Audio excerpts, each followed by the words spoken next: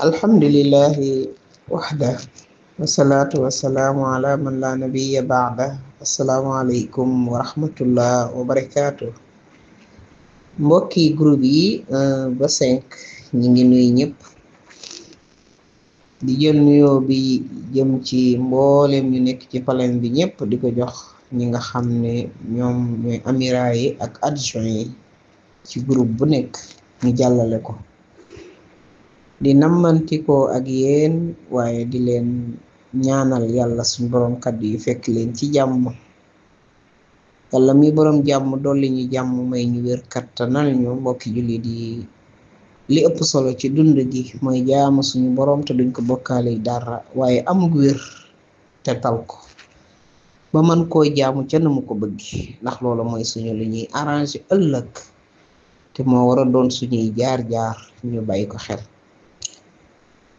mbokk yi ñu fàttalante bu baax a baax point bu solo jëm ci mbooleem jigéen ñi nga xam ne muy aawa yu pare yeeg ñaareel yu pare yeeg ñetteel yu pare yi ba ci ñeenteel yi nga xam ne ñoom pare nañ bay xaar seen tur ku ne xam ne sedd baa ngay dugg si incha allahu xam naa ne ñu nag Seyda Mariam dinañ ci def dars bu am solo. sedd bi nag nañu ko préparé ñaan yàlla suñ boroom ñu yegg ci jàmm dundi ko ci dundi nu neex dalal ci bakkan yeeg xel yi ak xol yi bégal ci boroom kër yi delloo si leen ci ayoo nen na leen ci ba ñu neex ndax ñoom lañu am kenn ku nekk ka nga yor rek ngay sagoo te moom rek ka ngay waajal te foo tollu yaaga ca lu ko neex ngay wut ba guddi rek nga jàll ci ginnaawam tëdd te lu mu bëggul xanaa waaye lu mu bëgg yaa nga ca kawam kon nañu ko waajale set koo xam ne day tax xet yu neex yi mu war a àndal di génn ca warte goo xam ne day tax lañu war a setal dara du ca tarde waaye nañu ko waajale organisation boo xam ne ci kër yi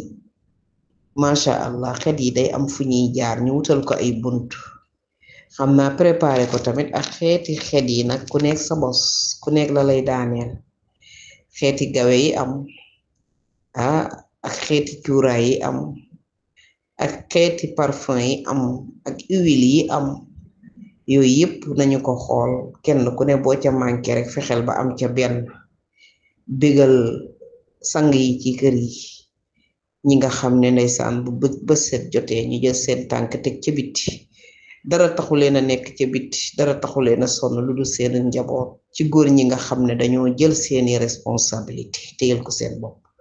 yooyu góor dañoo yeyoo ñu dundal leen këlëb aljanna ñooñu yeyoo nañ ko góor ñu baax ñooñi nga xam ne ñoo dalal xel yi góor ñu baax ñooñi nga xam ne ñoo delloo si jigéen ñi góor ñu baax ñooñi nga xam ne dañoo dalal seeni jabar ba nammuñu dara loolu am na jigéen ñu sañ a yëkkati seeni loxo wax ko ndax seen borom kër yu baax nag boo ko defee dara jomb la yooyu sëriñ nag laa wax ñun ñëpp ñu jóg fas yéene ku ci am rek bokkal kon nag tàngal ndox yi ci biir sedd bi na ko ñëpp di préparé xooj tànk yi tey nemmal na ko ñëpp préparé kàddu yi neex yi nga xam ne mooy tàngal yaramu góor ñi bu seddee na ko ñëpp préparé waaye góor ñi tamit nañ ñu prépareel xol buy gis bët yi xool te saa boo nee jàkk daal di apprécier mbir ma di dox ci kenn ku nekk ndax bégalante la tudd de xol yépp bëgg a bég waaye ku ne namm nga sa waaye te kuñ bokk ci tàngaay wi rekk nga sant fi mu ne nii nag lii di poqataan yi dafa war a neex ndax kenn ku ne ci sa poqataanu borom kër nga mën a làqatu di dund lu neex wala sa borom kër làqatu ci sa bos di dund lu neex nañu mayante jàmm ñi tongoo nañ ci génn waaye ñooñu bokkuñu ci ñuy waajal sedd bi de ku tongoo rek génn ca tongoo neexul dangay tardé bu kenn tongoo jamono yi tongoo arrangé wu fi kenn daa baaxul sax nag ba nga koy def ndax boo tongoor su jamono ji ñëwee nga bëgg koo bàyyi balaa nga caa noos ba sëñ bay wàcc bay bàyyi yëf ya dem kon nañ leen fexe ni ñu wàcce ba bégal suñu bébé yi ay bébé rek lañ leen bu kenn topp kenn na ñëpp jéggal ñëpp uuf sa bos mbàjj yi neex na de suur ko ba mu neex xet yi di gilli sëriñ ji di fett su ngay wax mu di la déglu ree ñetti xaqataay yooyu ci góor préparé leen ko loolu à suivre incha allah dama doon namanti koog yéen fi amaanillah